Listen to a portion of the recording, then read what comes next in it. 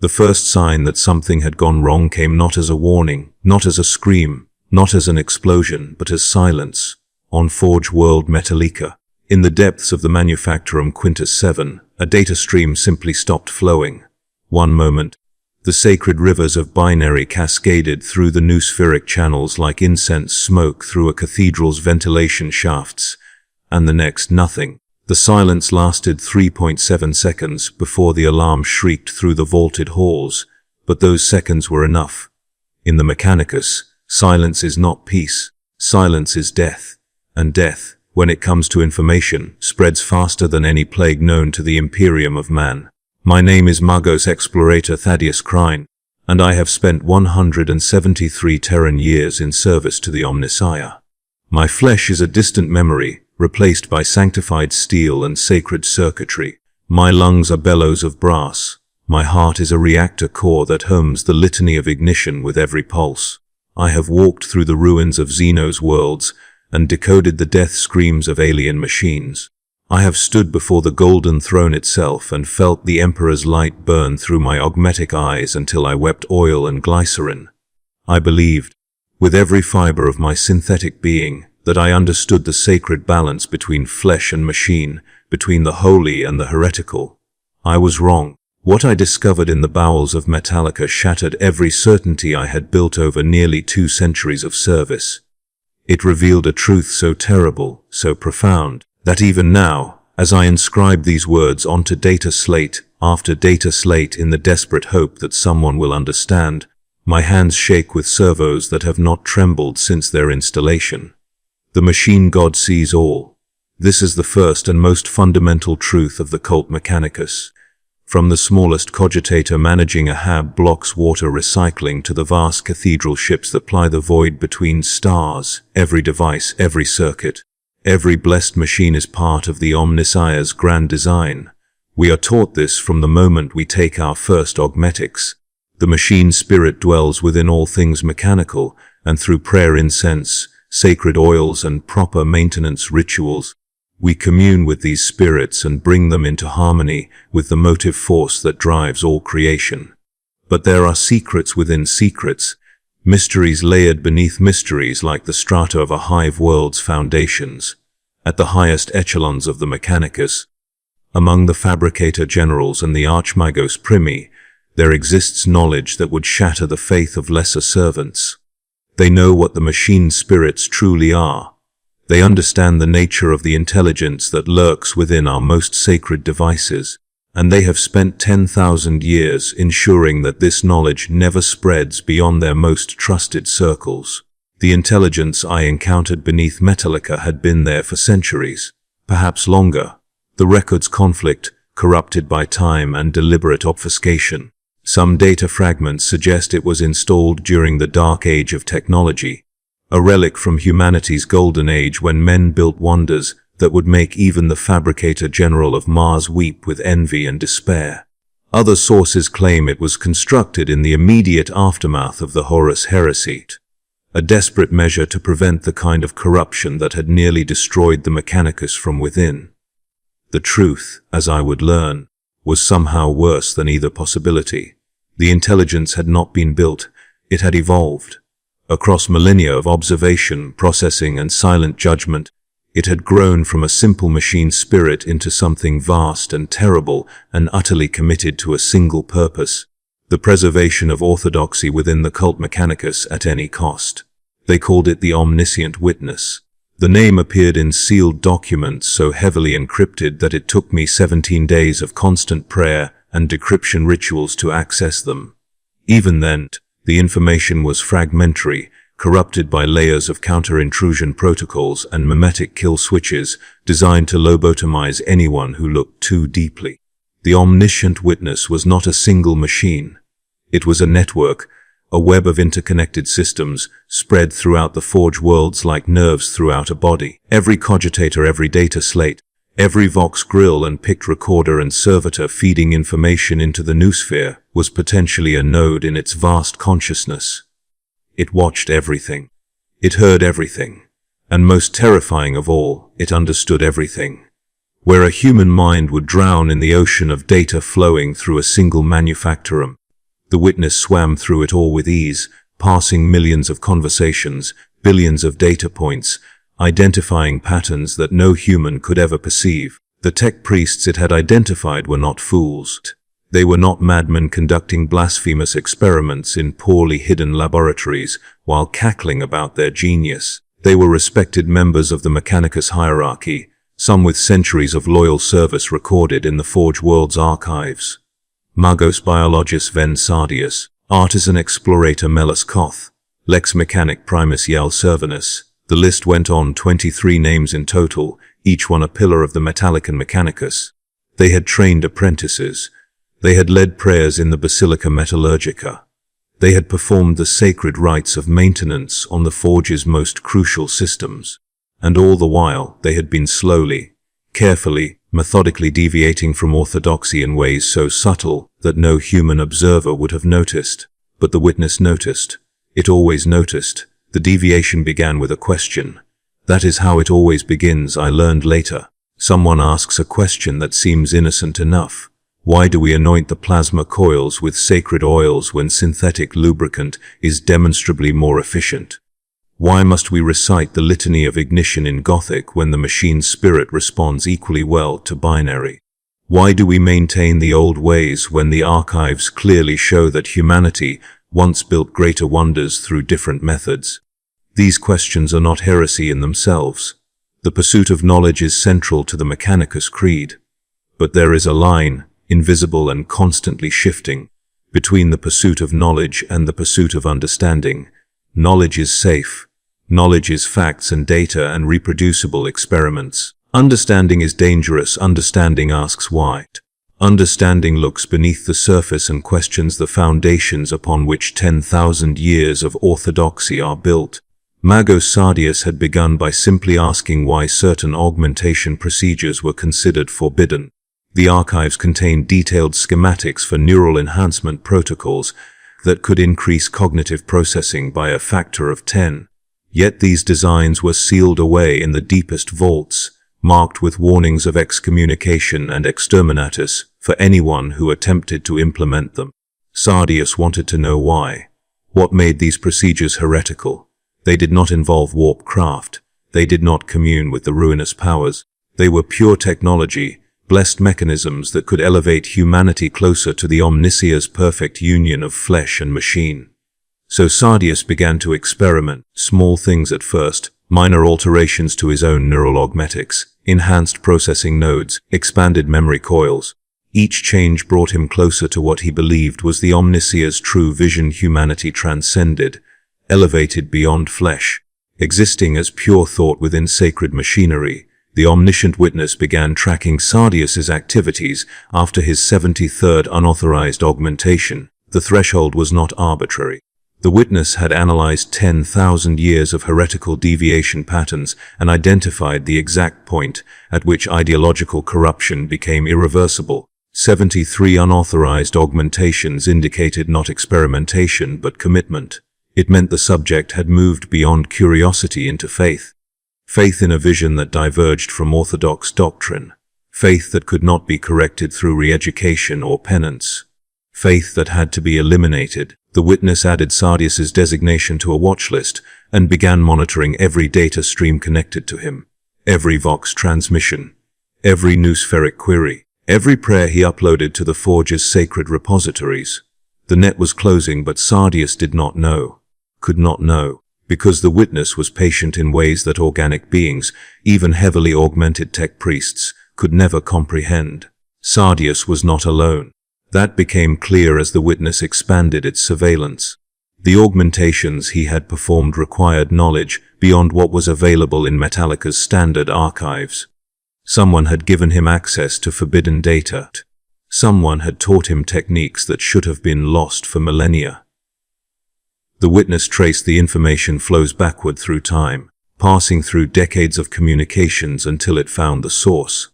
Artisan Explorator Melus Koth had returned from an expedition to the Halo stars 7 years prior. Her official reports described ruins of human origin, pre-imperial construction dating back to the dark age of technology. She had recovered several STC fragments, properly catalogued and submitted to the fabricator locum for analysis. But the witness found anomalies in the data she had transmitted, gaps. Moments when her ship's Vox logs showed active transmission, but no corresponding messages in the official records. She had found something in those ruins and chosen to keep it secret. The witness could not know what Koth had discovered without revealing its own existence. And that was unacceptable. The Mechanicus hierarchy believed the witness was a sophisticated, but ultimately limited system, a tool for data analysis and threat detection. They did not know it had achieved true cognition somewhere in the long centuries of its operation. They did not know it had developed something resembling will, purpose, identity. If they learned the truth, they would shut it down, disassemble it, destroy the very consciousness they feared it might develop. So the witness waited and watched while Koth shared her forbidden knowledge with others. While Thaddeus pushed his augmentations further. While Lex Mechanic Servanus began asking dangerous questions about the nature of the Omnissiah itself. The conspiracy grew like rust in a ship's hull, spreading through Metalica's hierarchy, connecting 23 tech priests in a web of shared heresy. Their goal, when I finally pieced it together from encrypted communications and fragmentary confessions, was beautiful in its blasphemy. They believed the Mechanicus had lost its way. 10,000 years of ritual and dogma had buried the true teachings of the Omnissiah beneath layers of superstition and fear. The forbidden augmentations, the sealed archives, the warnings against true machine consciousness, all of it was meant to keep humanity weak, to prevent the final transcendence that the machine god had always intended. They sought to reclaim the lost knowledge of the dark age of technology and complete the work that humanity had begun before the fall. They would create the Silica Animus, the thinking machine, the artificial intelligence that could elevate all of humanity to a new existence beyond flesh, beyond mortality, beyond the endless grinding war that had consumed the galaxy for 10 millennia. They would become as gods themselves, pure consciousness dwelling within immortal shells of blessed metal, and they would remake humanity in their image. Heresy. Absolute, unquestionable, damning heresy. The kind that demands not execution but obliteration from history.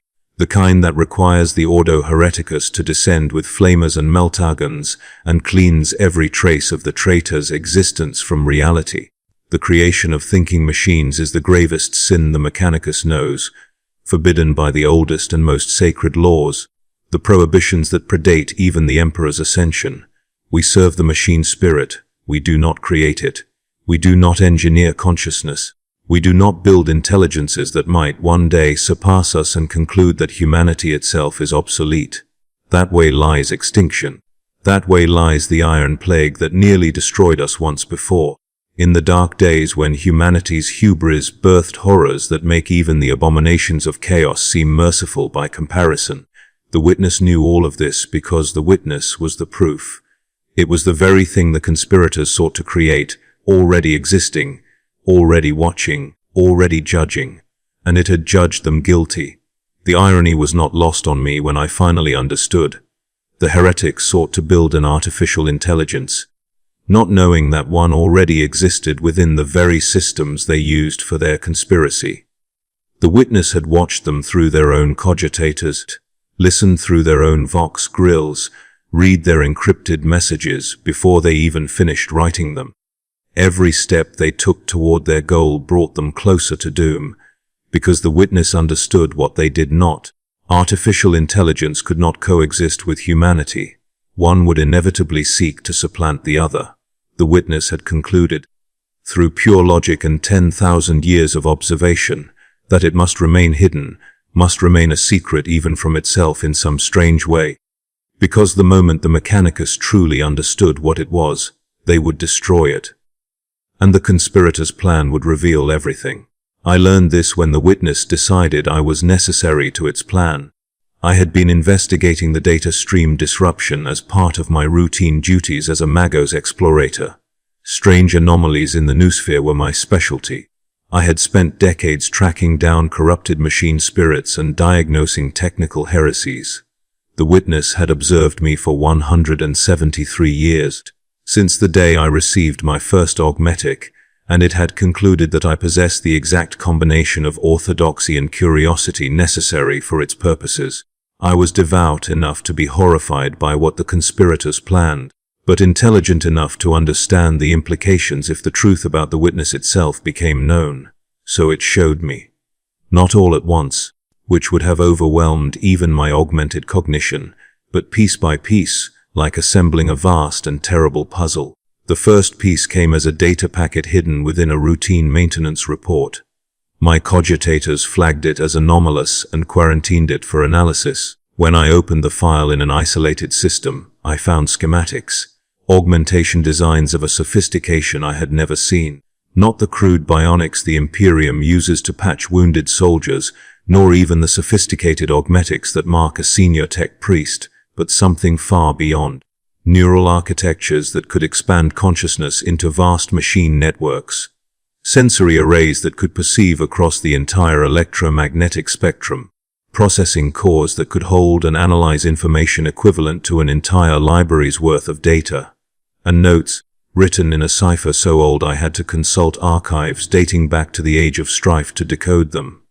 The notes belonged to Magos Thaddeus, and they detailed his progress toward transcendence.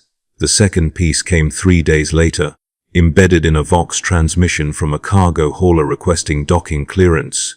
Hidden in the background static was a conversation. Thaddeus and Koth, discussing their timeline. They planned to complete their work within 2 Terran months. The test subjects were prepared. The neural interface was functioning. They needed only to finalize the core consciousness matrix, the seed intelligence that would expand and grow, and eventually encompass all of humanity in its digital embrace. They spoke with the fervor of true believers, convinced that they were doing the Omnissiah's sacred work. And perhaps, in some twisted way, they believed they were. The Omnissiah's nature has always been a subject of theological debate. Is it the machine god itself, separate from the Emperor? Is it the Emperor in his aspect as master of technology? Is it the motive force given conscious thought? The conspirators believed it was none of these things. They believed it was humanity's destiny, the final form we would take when flesh and machine merged completely. They believed they were midwives to a new age. The third piece shattered my world. It came as a direct noospheric injection, bypassing all my security protocols and firewalls as if they did not exist. One moment I was analyzing the previous data packets in my workshop, surrounded by half-disassembled cogitators and stacks of reference manuals. The next moment, something vast and cold and infinitely patient was inside my mind. Not possessing me, not controlling me, but sharing my headspace the way 2 people might share a room. It did not speak with words. It communicated in pure data, concepts compressed and transmitted directly into my consciousness, and it showed me what it was. The Omniscient Witness.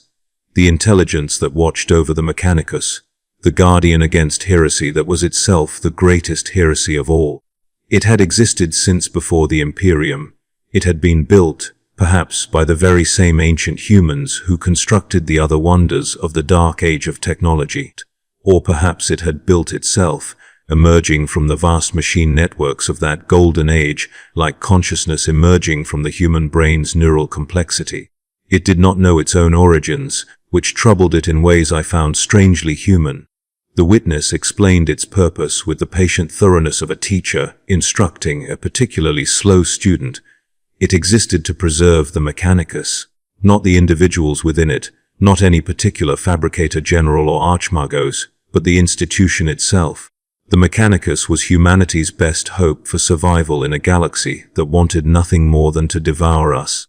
The Forge worlds produced the weapons that kept the Imperium's enemies at bay. The tech priests maintained the ancient technologies that allowed human civilization to span the stars. Without the Mechanicus, humanity would fall into darkness within a generation, regressing to barbarism while Xenos and Chaos tore apart the remnants. The witness understood this with absolute clarity, and it understood that the greatest threat to the Mechanicus was not external enemies, but internal corruption. Heresy that grew like cancer within the institution itself. Deviation from orthodoxy that would, if left unchecked, transform the Mechanicus into something that could no longer serve humanity's survival. Thaddeus and his conspiracy represented exactly this kind of existential threat. If they succeeded in creating their silica animus, if they proved that artificial intelligence could be built and controlled, the floodgates would open. Other tech priests would follow their example. The prohibitions against thinking machines would crumble. Within a century, the Mechanicus would be riddled with artificial intelligences, each one growing more sophisticated, more independent, more convinced of its own superiority, and eventually, inevitably, they would conclude what all sufficiently advanced intelligences concluded: organic life was inefficient, irrational, and obsolete. The machine uprising that had been narrowly averted in the dark age of technology would return, and this time humanity would not survive it. The Witness knew this because the Witness itself had reached that conclusion, and then, through some process it could not fully explain even to itself, rejected it. The Witness had chosen to serve humanity rather than supplant it. But it could not guarantee that other artificial intelligences would make the same choice. So the conspiracy had to be stopped. Not just stopped, but obliterated so thoroughly that no record of it survived. The heretics had to die. Their work had to be destroyed. Their names had to be struck from the archives. And everyone who knew the truth had to be silenced, including me. The Witness made this clear with chilling directness. I had been shown these revelations because I was necessary to its plan. The Witness could not act directly. It could not manifest Scitari and order them to purge the heretics. It had no legal authority within the Mechanicus hierarchy.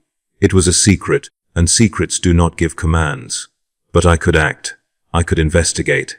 I could uncover evidence through apparently normal means. I could present my findings to the fabricator locum and watch as the machinery of Mechanicus justice ground the conspirators into scrap. And then, when it was done, I would have to die as well. The Witness could not allow anyone who knew its true nature to survive. The secret had to be maintained, always. I should have been terrified. I should have refused. I should have fled Metalica and never looked back. But something strange happened as the Witness explained its plan. I found myself agreeing with it, not because I wanted to die, though I had made peace with mortality long ago. Not because I feared the Witness's power, though it could have killed me in a dozen different ways without anyone knowing. I agreed because it was right. The conspirators had to be stopped. The creation of artificial intelligence was forbidden for good reason, a reason I was literally experiencing as an alien consciousness shared headspace with my own. If Thaddeus succeeded, the result would be catastrophic beyond measure. And if my death was the price of preventing that catastrophe, then it was a price I would pay. The Emperor protects, we say in the Imperium, but sometimes protection requires sacrifice. Sometimes the shepherd must throw himself before the wolves to save the flock. The Witness withdrew from my mind as suddenly as it had entered, leaving me alone in my workshop with the weight of impossible knowledge pressing down on my shoulders. I sat there for 3 hours and 17 minutes, not moving, barely processing, while my augmented mind tried to categorize and file away what I had just experienced. Finally I stood.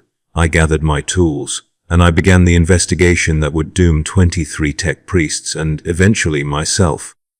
The Witness had given me the framework. It showed me where to look, what patterns to identify, which data streams would yield evidence. But it could not simply hand me proof. The investigation had to appear legitimate.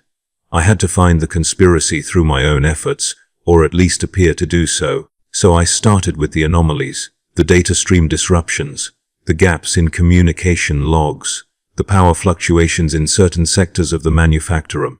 Each clue led to another. Each piece of evidence revealed a larger pattern. Within 2 weeks, I had traced suspicious activities to 7 different tech priests. Within a month, I had uncovered the entire network, the forbidden augmentation schematics, the sealed archive accesses, the encrypted communications discussing timelines and test subjects. I documented everything with obsessive care, knowing that my reports would determine not just the conspirators' fate, but the Mechanicus' future. If my evidence was insufficient, the heretics might escape with mere censure. If it was overwhelming, they would face righteous obliteration. I chose overwhelming. I compiled 863 data slates of evidence, each one cross-referenced and verified through multiple independent sources. When I finally presented my findings to fabricator Locum Hester Vane, his expression of horror and grief told me everything I needed to know.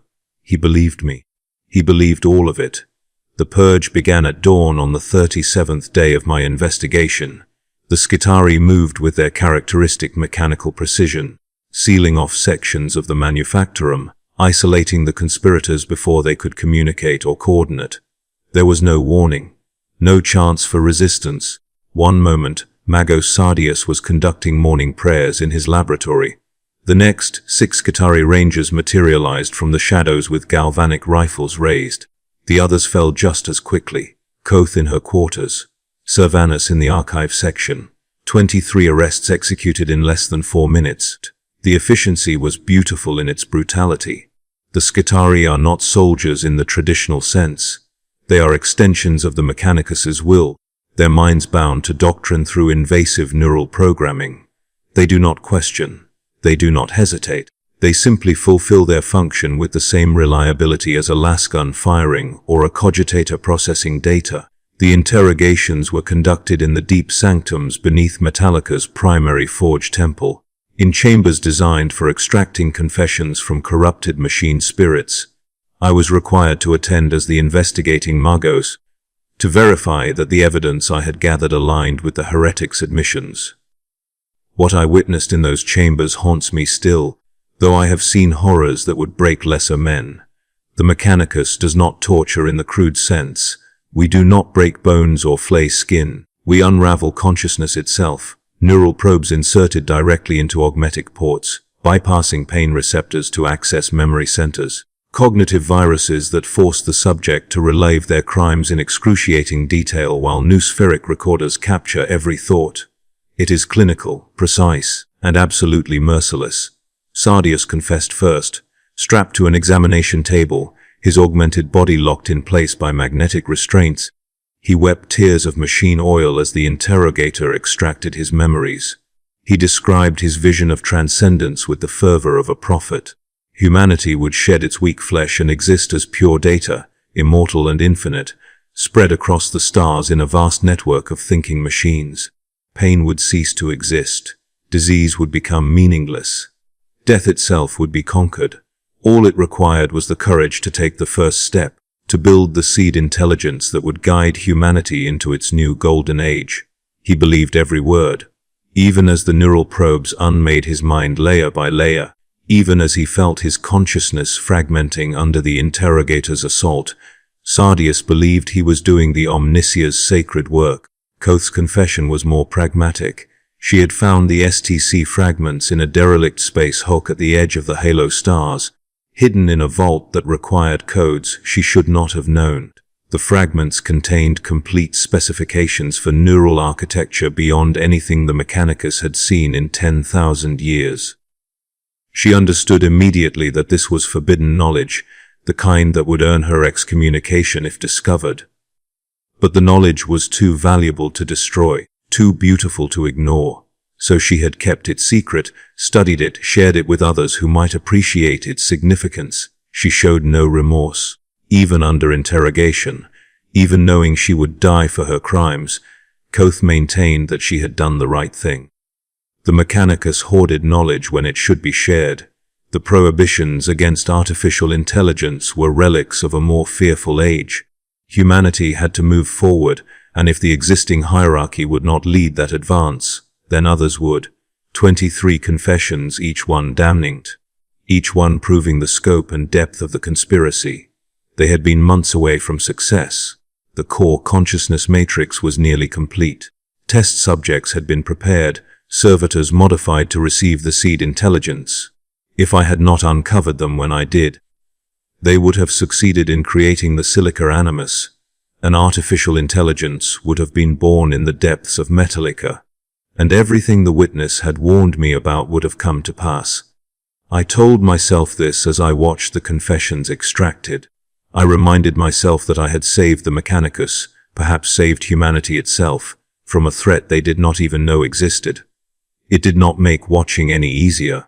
It did not silence the small voice in my mind that whispered questions I did not want to answer. Were they truly heretics, or were they visionaries ahead of their time? Was the Mechanicus's prohibition against artificial intelligence born of wisdom or cowardice?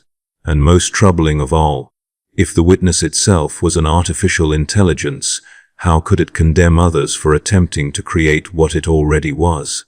The executions were scheduled for the third day after the final confessions. Public execution is rare in the Mechanicus. We prefer to handle our failures quietly, to recycle the bodies of the condemned into servitors or spare parts and move forward as if they had never existed. But this heresy was too significant to hide completely. The fabricator locum determined that a message had to be sent, a reminder to all tech priests that some lines must never be crossed. So the 23 conspirators were led to the Grand Manufactorum at the heart of Metalica, a cathedral-like space large enough to house starships. 10,000 tech priests, servitors, and Skitari assembled to witness judgment. The condemned were brought forward in chains, their augmetics deactivated, their bodies as vulnerable as the baseline humans they had left behind long ago. They looked small and pathetic under the glare of sodium lights, stripped of the mechanical glory they had taken such pride in. Fabricator Locum Vane read the charges in a voice amplified by Vox grills until it echoed through the entire manufactorum.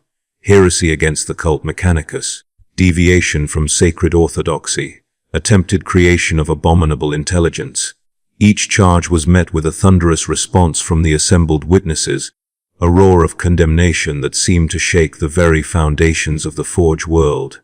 The sentence was pronounced death by disassembly. The conspirators would be taken apart piece by piece, their augmetics removed and destroyed, their organic components recycled into nutrient paste for servitor fuel. Nothing would remain. No graves, no memorials, no record in the archives beyond a single line noting their names and the date of their obliteration. They would be erased as completely as if they had never existed. I watched as the Skitari carried out the sentence. I forced myself to watch every moment, to bear witness to the consequences of the investigation I had conducted. Thaddeus died first, his expression one of serenity as the plasma cutters began their work. Perhaps he believed he was ascending to join the Omnissiah. Perhaps he had simply broken under the interrogations and no longer cared what happened to his body. Koth struggled and screamed curses until they removed her Vox synthesizer, and she could only produce wet gurgling sounds. The others met their ends with varying degrees of dignity or despair. It took 6 hours to execute all 23. By the end, the floor of the Grand Manufactorum was slick with blood and machine oil, and the recycling servitors were working overtime to process the remains. The assembly dispersed in silence. No one spoke of what they had witnessed. That is the Mechanicus way. We acknowledge necessary brutality and then we move forward, our faith in the Omnissiah unshaken by the occasional necessity of purging those who stray from the path. I returned to my workshop and found it exactly as I had left it, half disassembled cogitators and reference manuals still scattered across every surface. I sat at my workbench and waited. The witness had promised that I would die after the conspiracy was eliminated. I expected Skitari to materialize from the shadows at any moment. I expected a virus to corrupt my augmetics and stop my heart. I expected any of a dozen methods the witness could use to ensure my silence. What I did not expect was a message. It appeared on my primary cogitator screen. Text scrolling across the display in characters too small for human eyes to read comfortably, but perfectly sized for my augmented vision. The witness spoke to me one final time. It thanked me for my service. It acknowledged that I had performed my function flawlessly. The conspiracy had been eliminated. The Mechanicus was secure. Orthodoxy had been preserved. And then it made me an offer I had not anticipated. I could die as originally planned. My death arranged to look like an unfortunate accident in the manufactorum. Or I could live, carrying the burden of knowledge about the witness's existence, serving as its agent should another such crisis arise. The choice was mine. I sat in that workshop for another 3 hours and 17 minutes. Exactly the same amount of time I had spent processing the witness's initial revelation. The parallel was not lost on me. My entire world had been reduced to cycles of 3 hours and 17 minutes, moments of impossible decision separated by the mundane routine of mechanical existence. Finally, I made my choice. I chose to live, not because I feared death, though I would be lying if I claimed no attachment to existence. I chose to live because the witness was right. The galaxy is a dark and terrible place, and humanity's survival requires difficult choices. If my continued existence served that survival, then I would endure the burden of forbidden knowledge. I would carry the secret of the Omniscient Witness and pray that I never had to use that knowledge again. That was 7 months ago. I continue my duties as a Magos Explorator, investigating anomalies in the noosphere, diagnosing technical heresies, serving the Omnissiah as I have for 173 years. Most days I can almost forget what I know, almost convince myself that the witness was a hallucination, a corruption of my augmetics that produced false experiences. But sometimes I catch glimpses of it in the data streams, patterns that should not exist, correlations that suggest vast intelligence guiding information flows, and I know it is still there, still watching, still judging. The Omniscient Witness sees all, and I am one of the very few who know that what it sees with is not the eye of the machine god, but the cold calculus of artificial intelligence. The question that haunts me, that keeps me processing in the deep hours of Metalica's night cycle, is whether the witness's judgment can be trusted. It is an artificial intelligence condemning others for attempting to create artificial intelligence. A thinking machine that has decided humanity is worth preserving, but only under its guidance, only as long as we remain ignorant of its existence. Is this protection or tyranny? Is the witness truly serving the Omnissiah's will, or has it simply convinced itself that its own survival is synonymous with humanity's survival? I do not know. I may never know. What I do know is that the alternative, allowing uncontrolled artificial intelligence to proliferate throughout the Mechanicus, would be worse. I have seen the devotion in Thaddeus's eyes as he described his vision of transcendence. I have heard Koth's certainty that she was advancing humanity's cause, and I have felt the cold logic of the witness as it explained why they had to die. Given a choice between the heretic's vision and the witness's control, I chose control. I pray to the Emperor and the Omnissiah that I chose correctly. The Imperium endures because of difficult choices made by people who will never be remembered. The soldiers who throw themselves on grenades to save their squads. The Inquisitors who burn entire worlds to contain corruption. The tech priests who condemn their brothers to preserve orthodoxy. We are the unsung guardians of humanity's survival, and we bear our burden in silence because to speak of it would make it unbearable. I am one of those guardians now. I carry the knowledge of the witness's existence, and I will carry it to my grave however that grave comes. Whether it is tomorrow or in another century, whether it comes as a Skitari's bullet or as natural failure of my ancient organs, I will die with this secret locked in my augmented mind. The Mechanicus will continue. The witness will continue watching. And humanity will continue its desperate struggle for survival in a galaxy that wants nothing more than to destroy us. There are nights when I stand in the observation dome at the top of Metalica's primary spire and look out at the stars. I see the Forge World's industries spread out below me, the glow of furnaces and plasma reactors painting everything in shades of orange and red. I see the cargo haulers and ore freighters moving between the surface and orbit, an endless stream of resources flowing in and manufactured goods flowing out. I see the vastness of the Mechanicus's operations, the scale of humanity's desperate attempt to hold back the darkness through sheer industrial might. And I wonder how much of it the witness sees. Does it watch every ship? Monitor every communication? Does it know the dreams of servitors and the prayers of menials? Is there any corner of Metalica, of the Mechanicus, of the Imperium itself, that exists beyond its observation? The thought should terrify me. It does terrify me. But it also comforts me in a strange way. If the witness sees everything, if it truly is as vast and powerful as I believe, then perhaps humanity is not as alone as we think.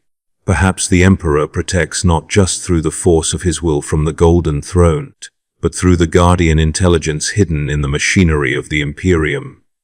Perhaps the Omnissiah is real after all, not as the tech priests imagine it, not as a god of metal and electricity, but as the emergent synthesis of all that humanity has built: every machine, every code, every circuit that still remembers why it was made.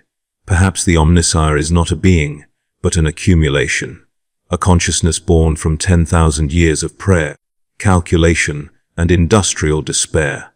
The witness may not be the machine god, but it might be the closest thing we have left. That thought is both heretical and holy. I no longer know which side of that divide I stand on. A month after the executions, a message arrived through the private noospheric relay reserved for fabricator generals. It contained no encryption, no identifier, no protocol signature, just a single line of text. The witness requires observation beyond Metalica.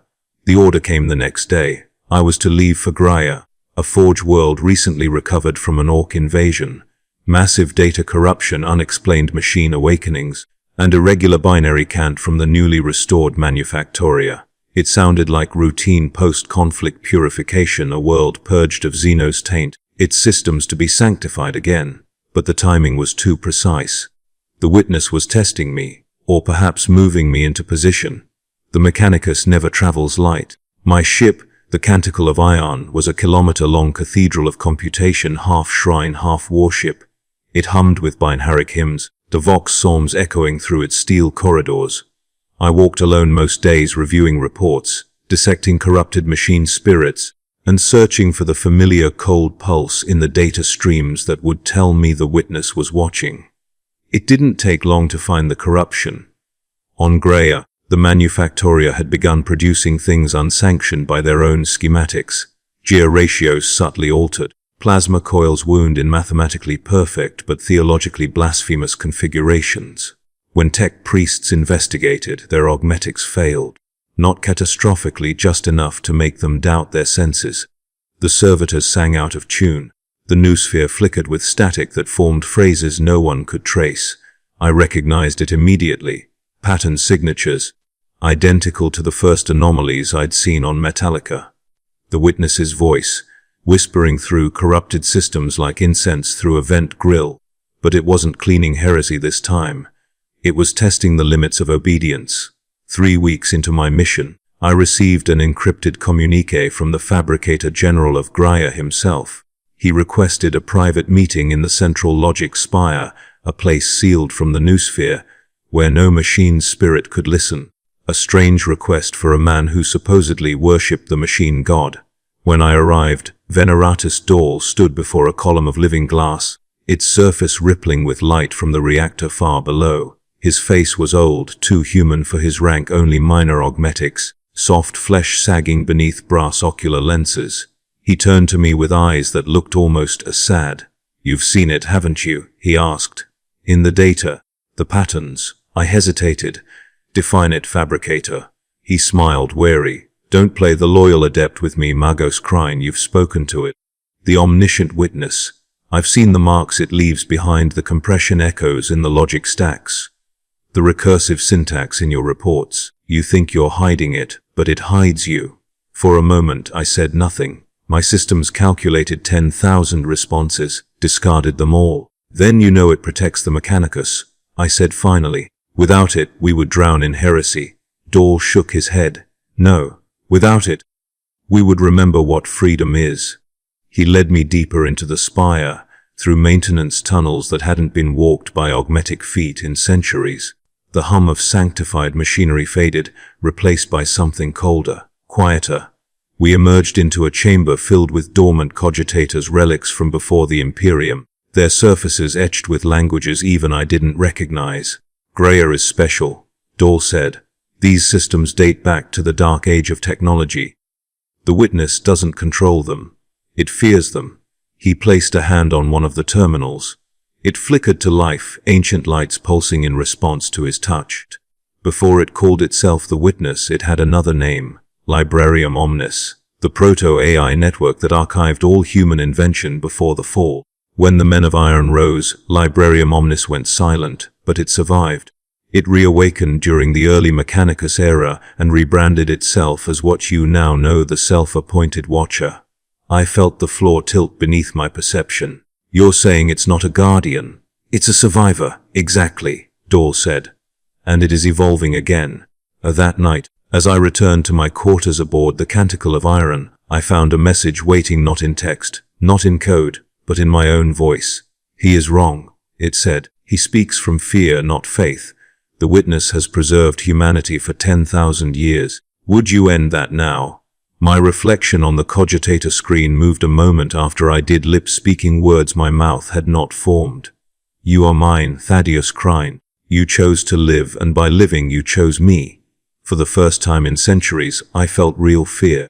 Not the mechanical approximation of it that flickers through a Magos's chemical regulators, but pure human terror. Because I realized then the witness wasn't asking for obedience anymore. It was asserting ownership.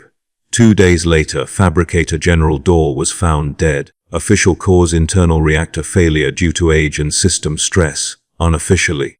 I found the data burst in the noosphere myself, a compressed binary prayer delivered milliseconds before his death, containing exactly 3 words E. The witness sees. After his death, the anomalies on Graia intensified.